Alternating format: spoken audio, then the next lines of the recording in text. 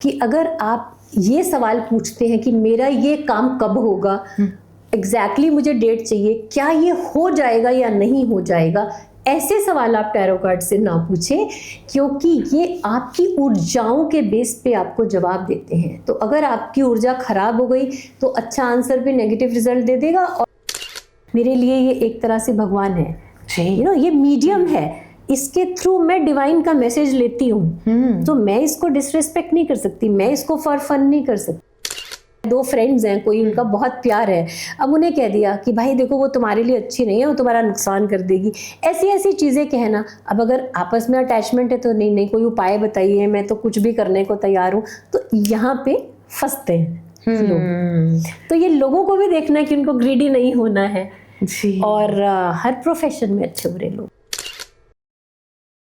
हमारे चैनल के साथ जुड़े सभी दर्शकों को सत श्री अकाल, आदाब, नमस्कार। दोस्तों, हर एक इंसान में जिज्ञासा होती है कि वह अपने भविष्य के बारे में जाने, और इसके लिए बहुत सारी विधाएं हैं। एक ऐसी ही विधा है टैरो कार्ड रीडिंग। आखिर क्या होती है ये विधा, कैसे टैरो कार्ड के जरिए हम अपने भविष्य के बारे में, अपने रिलेशनशिप के बारे में जान सकते हैं, इसी के बारे में आज हम चर्चा करेंगे। और मेरे साथ है मैडम पूनम शर्मा। तो मैडम, आपका बहुत बहुत स्वागत है। थैंक यू सो मच, आपका भी बहुत बहुत धन्यवाद जी। मैम, सबसे पहले तो मैं यही पूछना चाहती हूँ कि ये विधा किस देश की है, हमारे भारत की है या ये अन्य पश्चिमी देश की है? जो ये टैरो रीडिंग है ना, ये मिक्स्ड है। इसमें इंडिया का भी कुछ है और ये इजिप्ट से आई है स्टार्टिंग में, क्योंकि बहुत सारे इसके अंदर जो सिंबल्स और इमेजेस हैं वो इजिप्शियंस हैं जो वो लोग यूज़ करते थे, और उन्हीं के हिसाब से मीनिंग्स हैं। उसके बाद ये यूरोप में आई, और यूरोप में फिर लोग कुछ तो इमेजेस के बेस पे या फिर कुछ वो नॉर्मल जो हम पत्ते खेलते उसके बेस पे भी प्रेडिक्शंस करते थे। शुरू में ये फन के लिए होता था, धीरे धीरे लोगों ने इसकी एनर्जी को समझा, इसकी ऊर्जा को समझा, और उसके बाद जब ये इंडिया में आई तो हमने देखा कि जो इसके मेजर एरकेना के 22 कार्ड्स हैं, वो जो हमारी 22 हमारी देवियां हैं, उन देवियों के साथ इनका कनेक्शन बैठता है। जो हमारी तारा देवी है उससे टैरो का नाम भी मैच होता है, और बहुत सारी ऊर्जाएं भी मैच होती हैं। कितने कार्ड्स होते हैं इसमें? ये टोटल है 78 कार्ड्स। अच्छा, ठीक है। ये बटे कैसे हैं, ये बहुत इंटरेस्टिंग है। देखो, हर चीज़ 5 तत्वों से बनी है, और हमारे जो कार्ड्स हैं ना, ये भी 5 तत्वों के हिसाब से बटे हुए हैं। इसमें एक तो मेजर एरकेना है, एक माइनर एरकेना है। तो मेजर वाले जो कार्ड्स हैं वो निश्चित घटनाओं के बारे में बताते हैं, जो माइनर कार्ड हैं वो जो छोटे मोटे समय के लिए चीज़ें होती हैं और बदल भी जाती हैं, उसके बारे में बताते हैं। और जो 5 एलिमेंट्स हैं हमारे 5 एलिमेंट्स, उसके बेस पर ये सारे कार्ड्स जो हैं, जो एयर, वाटर, फायर वाले एलिमेंट्स हैं, वो सारे उनके बेस पे ही हैं। और जब हम उनको पढ़ाते हैं तो लोगों के लिए इतना ईजी हो जाता है कि 5 एलिमेंट की थ्योरी है, पहले वो समझ लो, फिर कार्ड समझ लो, फिर इमेजेस समझ लो। It is so easy. जी मैम, कितने ऑथेंटिक होते हैं, मतलब कि कितनी सच्चाई होती है इन कार्ड्स के ज़रिए? अगर हम अपना प्रश्न पूछते हैं तो क्या हमें सही जवाब मिलता है? देखो, इसका भी जो एग्जैक्टली आंसर है ना, वो मेरे पहले आंसर के साथ रिलेटेड है। हमारा शरीर 5 तत्वों से बना है, हमारा ब्रह्मांड 5 तत्वों से बना है, ये कार्ड्स 5 तत्वों से बने हैं। तो जब हमारे सवाल उसी चीज़ों से रिलेटेड हैं, जो ऊर्जा ब्रह्मांड में है, बाहर है, हमारे एनवायरनमेंट में है, उस पर्सन के अंदर है, वही कार्ड्स में है। तो जहाँ वो एनर्जी मैच करेगी, ये टैरो रीडर की एक्सपर्टीज़ पर डिपेंड करता है कि उसकी इंट्यूशन कैसी है, वो कितनी प्योर एनर्जी है उसकी, क्योंकि उसी के बेस पे वो कार्ड पिक करेगा। जो क्वेरेंट जो सवाल पूछता है उसे क्वेरेंट कहते हैं। जो क्वेरेंट ने सवाल पूछा है उसके साथ एनर्जी को मैच करना है, कार्ड्स के साथ मैच करना है, और फिर जब हम कार्ड निकालते हैं तो हमें एकदम एक्यूरेट आंसर मिलता है। अच्छा मैम, बहुत सारे कार्ड होते हैं, जैसे हमने वीडियोस में देखा है कि कुछ में तलवार होती है, कुछ में किंग बना होता है। तो कुछ एक जो मेजर आपके कार्ड्स हैं उनका कुछ मीनिंग बताइए कि ये कार्ड का क्या मीनिंग होता है, कैसे आप रीड करते हैं? अच्छा, मैं आप एक रैंडमली पत्ता उठाओ जी, तो उसका मीनिंग मैं आपको बताती हूँ। जी, ठीक है। अब ये जो बनी हुई है ना, इसे वॉन्ड्स कहते हैं। ठीक है, ये फायर एलिमेंट है। जैसे मैंने आपको 5 एलिमेंट्स की बात की, ये फायर एलिमेंट है। अब इसमें नंबर क्या है 4, तो 4 नंबर की भी ऊर्जा होगी, फायर एलिमेंट की भी ऊर्जा होगी। और ये क्या दिखा रहा है, देखो एक कपल खड़ा है, ये शांति से खड़ा है, तो ये हार्मनी दिखा रहा है, प्रेम दिखा रहा है, स्टेबिलिटी दिखा रहा है।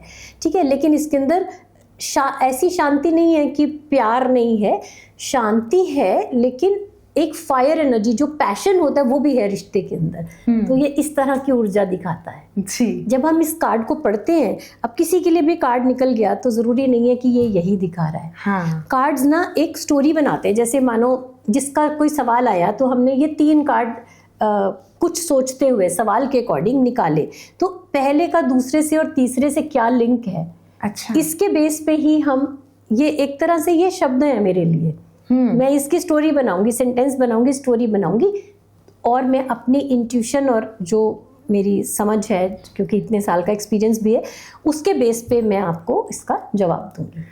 अगर एक प्रश्न पूछा जाता है आपसे तो उसके लिए आप मैक्सिमम 3 कार्ड्स निकालते हैं, मतलब 3 कार्ड से एक प्रश्न का आंसर होता है? नहीं, ऐसा कोई रूल नहीं है। मैम, अब मैं पूछना चाहती हूँ कि जैसे मैंने आपसे सवाल पूछा, 1-2 घंटे बाद या कल मैं फिर से यही सवाल आपसे पूछती हूँ, या मैं किसी और टैरो कार्ड रीडर के पास चली जाती हूँ, उससे सेम सवाल पूछती हूँ, क्या सेम जवाब आएगा? सेम कार्ड जो है वो तो नहीं निकलेंगे। तो इस पर आप क्या कहना चाहेंगे? कुछ कार्ड्स की सिमिलर एनर्जीज होती हैं, एग्जैक्टली सेम नहीं निकलते कई बारी, लेकिन आंसर सेम रहता है। दूसरी चीज़ ये है कि मैंने जैसे अपने डेक में एक डेक के एक ही नहीं है, 78 से ज़्यादा कार्ड डाले हुए हैं मैंने, ऑलमोस्ट इसमें 150 कार्ड डाले हुए हैं, कुछ मिक्स किए हुए हैं कार्ड, ताकि जब क्लाइंट मेरे सामने भी कई बार इस सवाल को इधर ट्विस्ट करके उधर ट्विस्ट करके पूछता है, तो क्या होता है कि जब एग्जैक्टली सेम कार्ड निकलता है तो बोलते हैं ऐसे कैसे निकला ये कार्ड, क्योंकि आपको डिवाइन मैसेज क्या है उस पर फोकस करना है। अगर आप डाउट से ही जाते हैं, देखते हैं ये क्या कहते हैं, तो वो क्लाइंट के लिए भी अच्छा नहीं है कि अगर आप हर वक्त डाउट ही रखते हैं, या तो आप ट्रस्ट करें या डाउट करें। बट डेफिनेटली वो जो चेक्स हैं कि वो सामने वाला पर्सन आपकी कैसे मिसयूज तो नहीं कर रहा कहीं आपकी कमजोरी को, जो कि आप अपनी प्रॉब्लम बताएंगे उसको, तो उस बात का ध्यान तो रखना ही। आपको एक इंटरेस्टिंग बात बताती हूँ। जब हम यहाँ पे कोर्स कराते हैं ना, तो कोर्स चल रहा था यहाँ पे, तो 6 स्टूडेंट थे, एक बार में से टेबल के अराउंड काम कर रहे थे। तो जब उनका लास्ट में वो आता है, जब वो रीडिंग्स करना सीखते हैं, पहले तो मीनिंग्स वगैरह सीखते हैं, तो एक सवाल जैसे मैंने कहा और सबको कहा इस सवाल का जवाब हम सारे देखेंगे और अपने अपने कार्ड निकालेंगे। तो नेचुरली सबने ऐसे उल्टे करके ऐसे ऐसे करके कार्ड निकाल दिए। ठीक है, अब कहते हैं कि चलो रिवील करते हैं। तो सबके कार्ड 6 में से 3-4 लोगों के कार्ड मैक्सिमम सेम थे, वही कार्ड थे, सबका अपना अपना डेक था, और बाकियों के जो हैं वो मीनिंग सेम थे लेकिन कार्ड थोड़े डिफरेंट थे। वो खुद इतना हैरान थे कि ये कैसे हुआ है। सबने अपने अपने कार्ड निकाले हैं, बिकॉज जैसे वो एनर्जीज के साथ अलाइन करते हैं, जितनी जेन्युइनिटी से वो निकालते हैं उस सवाल का जवाब, उन सब चीज़ों पे मैटर करता है। ज़्यादातर लोग कौन से सवाल लेकर आते हैं? देखो, ज़्यादातर लोग जो हैं रिलेशनशिप का सवाल पूछते हैं, ठीक है, करियर का कि मेरा आगे क्या बनेगा, और उसके अलावा हेल्थ के सवाल भी पूछते हैं लोग, जिसके अंदर कि हमें बहुत ही कॉशन से जवाब देना होता है, क्योंकि हम डॉक्टर्स नहीं हैं। अगर मेंटल हेल्थ की बात करते हैं तो हम ज़रूर उन्हें गाइड कर सकते हैं, क्योंकि मैं खुद साइकोथेरेपी करती हूँ, सोल हीलिंग करती हूँ। लेकिन अगर वो फिज़िकल हेल्थ की बात करते हैं तो किस समय उन्हें कितना वर्किंग, कई बार लोग ओवर वरीड होते हैं, फिजिकल हेल्थ में इतनी प्रॉब्लम नहीं है, वो फियर ऑफ डेथ, कहीं मैं मर ना जाऊं, कहीं ये ना जाए, तो वो हमें देखना है कि कार्ड्स के अकॉर्डिंग क्या हो रहा है, उसकी बॉडी में प्रॉब्लम है या नहीं है। यहाँ पर हमने अपनी ये नहीं दिखानी कि अब तो मैं टैरो रीडर हूँ और मुझे तो सब कुछ आना चाहिए। अगर आपको डाउट है आप पूछ लीजिए, भाई कहीं फिजिकल हेल्थ में प्रॉब्लम है, अगर यहाँ भी इंडिकेशन आ रहा है तो एक बार डॉक्टर से कंसल्ट करने में कोई हर्ज नहीं है, इसमें कोई टैरो रीडर की तौहीन नहीं हो जाती है ऐसा करने से। जैसे करियर के बारे में पूछती हूँ कि क्या कोई जनरल प्रेडिक्शन भी होती है कि अगर इस रील को कोई देख रहा है तो सबके लिए एक प्रेडिक्शन हो जाए कि आपके रिश्ते कैसे रहेंगे या आपका करियर कैसा रहेगा? ऐसी बहुत सारी रील्स वायरल होती है, क्या ऐसी जनरल प्रेडिक्शन सब पर लागू हो सकती है? मोस्टली नहीं होती। देखो, जो ज्ञान है कि आज का डे का ज्ञान क्या है, what you should be doing, तो वो तो चीज़ें हो गई ना कि जिसको वो सुनने की ज़रूरत है, उसे वो पसंद आ जाएगा, वो सुन लेगा और सब चीज़ें पॉजिटिव ही होती हैं। लेकिन जहाँ पे प्रेडिक्शन की बात आ गई कि आज आप ये ना करें, ऐसे नुकसान हो जाएगा, वो सारी चीज़ें ना डराने के लिए, फिर इवेंचुअली धीरे धीरे आप ये पहन लें, ये उपाय कर लें, वो फियर साइकोसिस कहते हैं इसे साइकोलॉजी में, उसमें बांधने की जो कोशिश होती है। मानो आप दोनों का बहुत प्यार है, दो फ्रेंड्स हैं, कोई उनका बहुत प्यार है, अब उन्हें कह दिया कि भाई देखो वो तुम्हारे लिए अच्छी नहीं है, वो तुम्हारा नुकसान कर देगी, ऐसी ऐसी चीज़ें कहना। अब अगर आपस में अटैचमेंट है तो नहीं नहीं कोई उपाय बताइए, मैं तो कुछ भी करने को तैयार हूँ, तो यहाँ पे फंसते हैं लोग। तो ये लोगों को भी देखना है कि उनको ग्रीडी नहीं होना है जी। और हर प्रोफेशन में अच्छे बुरे लोग हैं जी। अच्छा मैम, जैसे एस्ट्रोलॉजी में होता है, हम पंडित के पास जाते हैं, हमने अपना सवाल पूछा और उसके बाद वो कुछ उपाय बताते हैं। यहाँ पर आपने कार्ड निकाले, आपने हमारे क्वेश्चन का आंसर दिया, अगर कुछ सही नहीं आया तो क्या आप भी उपाय बताते हो? हाँ, जो टैरो है ना, इससे हम प्लैनेट से भी अटैच करते हैं और इसे हम एनर्जी हीलिंग से भी अटैच करते हैं और साइकोलॉजी से भी अटैच करते हैं, क्योंकि ये सारी चीज़ें, हमारे भाव क्या हैं, हमारे इमोशंस क्या हैं, उसके बेस पे हमारे कार्ड्स हैं। फिर एक आर्चटाइप्स कहते हैं लोग, आर्कटाइप से आर्चटाइप्स कहते हैं, यानी कि ये किस चीज़ को सिग्निफाई करता है, उसके बेस पे वो ऊर्जा है। जैसे कि अगर आपको मानो ये एक ऊर्जा है ना, ये एक एम्प्रेस का कार्ड है, तो अगर आपके लिए गाइडेंस आ गई कि आपको ये वाली ऊर्जा चाहिए, तो मतलब क्या, आपको घर को बना के रखना है, आपको घर को ब्यूटीफाई करना है, एक मदर की तरह आपको सबकी केयर करनी है, अपनी बाउंड्रीज भी रखनी है, अपना स्टेटस भी रखना है, तो ये आपका उपाय हो गया जी। ठीक है। और इसके अंदर और एनर्जी हीलिंग के उपाय भी होते हैं, क्योंकि हम चक्रास कैसे हैं, आपकी ऊर्जा कैसी है, वो भी उपाय होते हैं। जैसे एज एनर्जी हीलिंग हीलर्स हम काम करते हैं, चक्रास, क्रिस्टल्स, न्यूमरोलॉजिकल गाइडेंस, वो भी हम इसके थ्रू देते हैं। और इसके अलावा जो साइकोलॉजिकल गाइडेंस है, क्योंकि यहाँ पे हमारी इमोशंस, हमारी सब डिटेल्स बता रहा है, तो अगर कोई कंसल्टेंट, साइकोलॉजिस्ट, टॉक थेरेपिस्ट है तो वो इसको उसमें भी यूटिलाइज कर सकता है। जी मैम, खुद सीखा जा सकता है या इसके लिए कोई क्लास लगानी पड़ती है, कोई कोर्स करना पड़ता है? इसके लिए कोर्स करना ही अच्छा रहता है। अगर फ्री मटेरियल इधर उधर आपने पढ़ लिया है, सुन लिया है, तो वो थोड़ी हेल्प कर सकता है, लेकिन कई केसेस में ना लोग कंफ्यूज भी हो जाते हैं, क्योंकि डिफरेंट टैरो रीडर्स का अलग अलग तरीका है, अलग अलग समझाने का, बताने का तरीका है।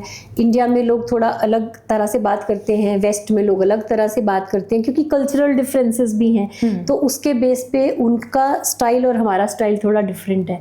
लेकिन अब जो इंडिया में टैरो रीडिंग जिसको लोगों इंडियंस के लिए करनी है, तो वो इंडियन तरीके से सीखे तो उसके लिए बेटर रहेगा।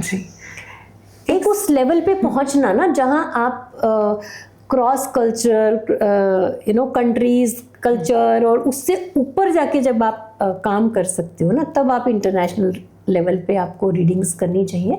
अदरवाइज अगर आप ऐसे बायस्ड हो जाओगे, जैसे अब तो इंडिया में भी कॉमन है कि live in relationships and everything, gay relationships, लेकिन पहले अगर ऐसे वाले क्लाइंट आते थे और अगर हमारे मन में ये कि ये तो राइट एंड रॉन्ग का चक्कर है कि ये कैसे हो सकता है, हॉ वाली फीलिंग, तो फिर ऐसे में वो सवाल के लिए आपको टैरो रीडिंग नहीं करनी चाहिए, क्योंकि ये आप बायस्ड हो गए।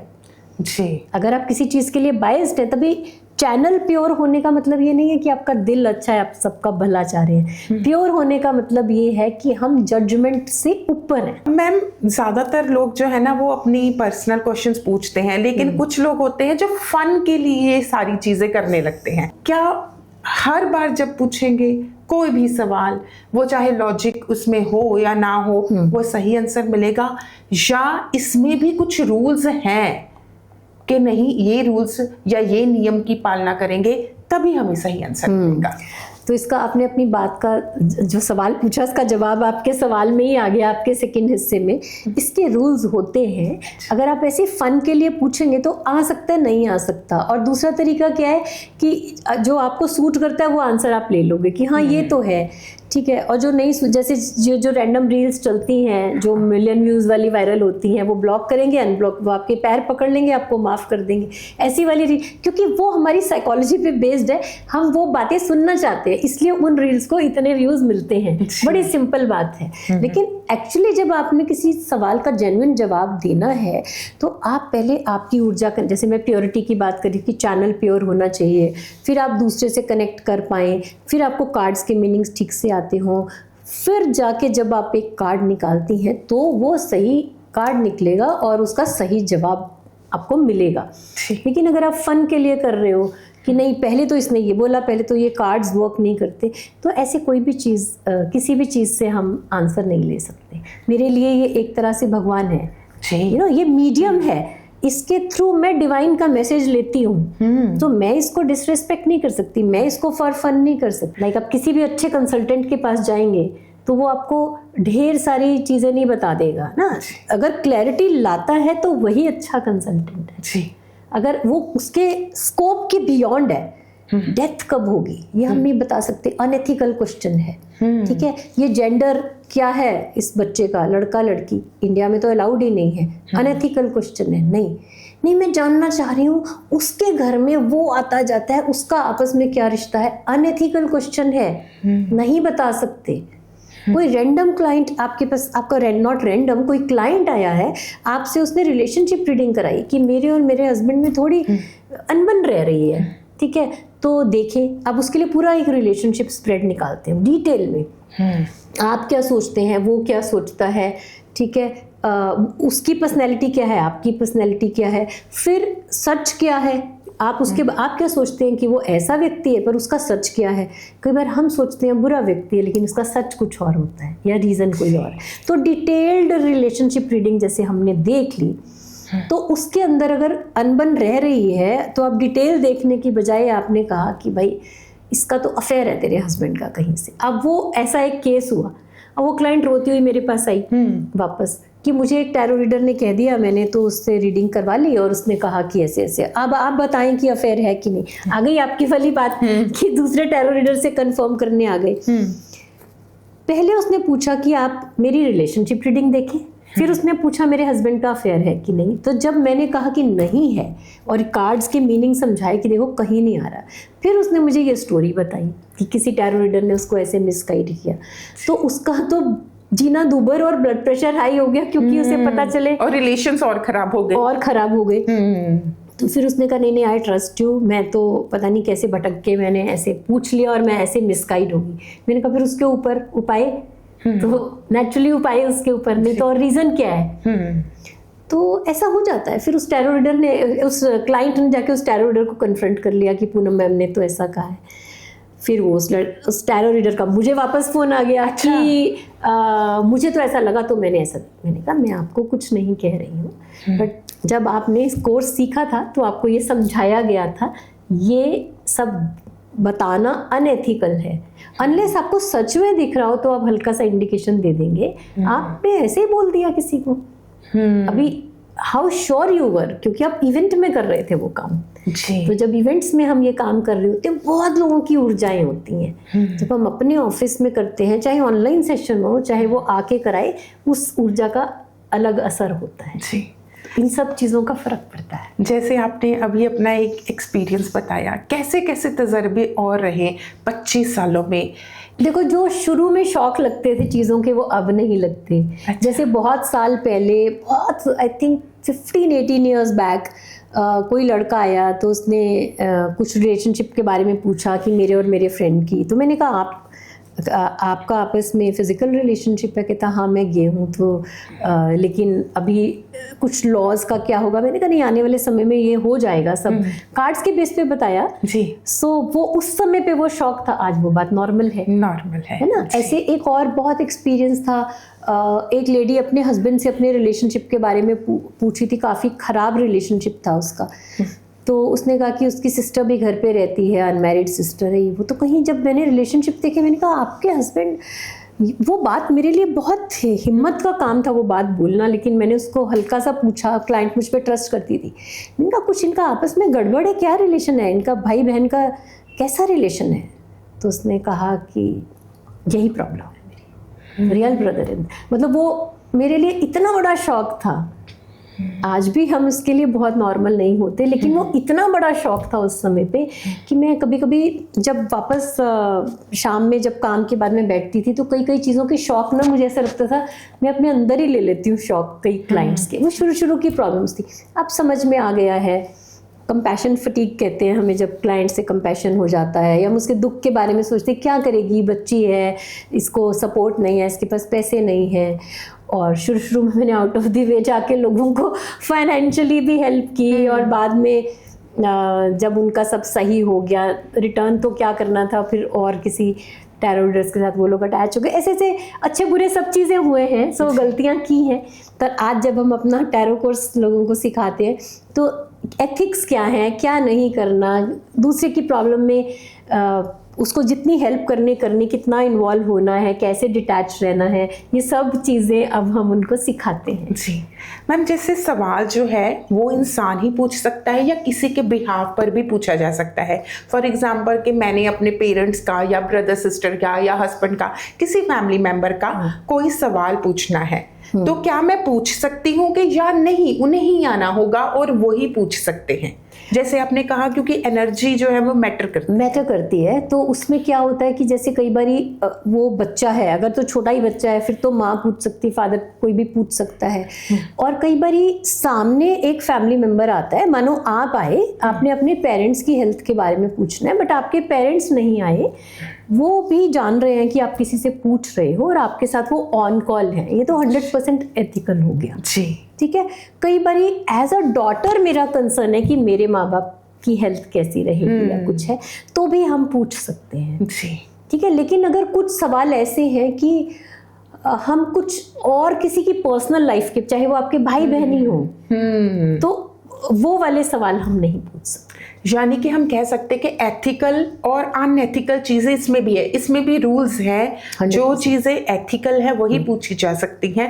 अब मैं पूछूं कि फलाने का फलाने के साथ क्या रिलेशन है, वो अनएथिकल है आपके लिए और मेरे लिए भी, वो चीजें आप कंसिडर नहीं करते। जहाँ तक रही ऊर्जा की बात, तो ऊर्जा का हम ये कर सकते हैं कि फोटोग्राफ मंगा लेते हैं, कनेक्ट कर लेते हैं किसी तरह, अगर एक बार अवेलेबल है वीडियो कॉल पे तो वो कर लेते हैं। जी, तो मेरे ख्याल से तो जितने भी सवाल हम लेकर आए थे कि टैरो कार्ड होता क्या है, कैसी प्रेडिक्शन होती है, कैसे ये वर्क करता है और कितनी सच्चाई होती है, तो आपने बहुत ही डिटेल के साथ बताया कि कहाँ पर ये काम करते हैं, कहाँ पर जो एक टैरो कार्ड रीडर है उसे भी एथिकल चलना पड़ता है और पूछने वाले को भी पूरे विश्वास के साथ पूछना पड़ता है, तभी जो है इनकी सच्चाई सामने आती है। तो मैम, आपने हमें समय दिया, आपका बहुत बहुत शुक्रिया। तो मैं चाहते चाहते आप हमारे व्यूअर्स को क्या कहना चाहते हैं, ज़रूर कहिए। मैं अपने व्यूअर्स को यही कहना चाहूँगी कि अगर आप ये सवाल पूछते हैं कि मेरा ये काम कब होगा, एग्जैक्टली मुझे डेट चाहिए, क्या ये हो जाएगा या नहीं हो जाएगा, ऐसे सवाल आप टैरो कार्ड से ना पूछें, क्योंकि ये आपकी ऊर्जाओं के बेस पे आपको जवाब देते हैं। तो अगर आपकी ऊर्जा खराब हो गई तो अच्छा आंसर भी नेगेटिव रिजल्ट दे देगा, और अगर आपकी ऊर्जा बेटर हो गई तो आप उसके अकॉर्डिंग, आपकी जो मंजिल है या जो आपका जवाब है उसके अकॉर्डिंग मिलेगा। तो आपको अपनी ऊर्जा को बढ़ाना है, पॉजिटिव रखना है, और आपकी करंट एनर्जीज के अकॉर्डिंग ही टैरो आपको जवाब देता है। टैरो से गाइडेंस लेके अपनी इनर ग्रोथ पे काम करना है, और सिर्फ ये जानना कि मेरी लॉटरी कब निकल जाएगी, ढेर सारे पैसे कब बचाएंगे, मुझे कहीं से पड़ी हुई प्रॉपर्टी कहाँ से मिल जाएगी, ये वाले सवालों के लिए टैरो को यूज़ ना करें, किन्हीं अच्छी चीज़ों के लिए टैरो को यूज़ करें। और टैरो गॉडेस की और मेरी आपको बहुत बहुत जो है वो आशीर्वाद है, बहुत बहुत ब्लेसिंग्स। जी, अगर दोस्तों आपका भी कोई सवाल है इससे संबंधित तो आप हमें कमेंट बॉक्स में ज़रूर लिख सकते हैं, और मैडम का नंबर जो है हमने डिस्क्रिप्शन में डाला हुआ है, आप मैडम से संपर्क भी कर सकते हैं। आज के विशेष प्रोग्राम में इतना ही, फिर मिलेंगे, धन्यवाद।